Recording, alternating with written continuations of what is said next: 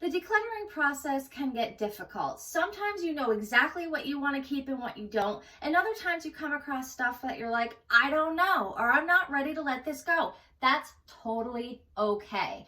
What I don't want you doing is wasting a lot of time and gaining a lot of anxiety trying to figure out whether or not you still need it or you're ready to let go of it. It's totally okay. So if you're taking 5 or 10 seconds and you still haven't figured it out, that's okay. It means you're not ready. Just keep it. So one of the things that you can do is once you've sorted like things together, you can put them back away. But if you're hanging them up, one of the smartest ways for you to help make a decision is anything that you're not sure about, you hang it backwards, right, rather than forwards, so that at the end of however long you want to take, 3 months, 6 months, even up to a year, anything that is still backwards, because what you'll want to do is when you do wear it, you want to pull it out, wear it, and then put it that way. That signifies that you are wearing it and you are using it. So anything that is still backwards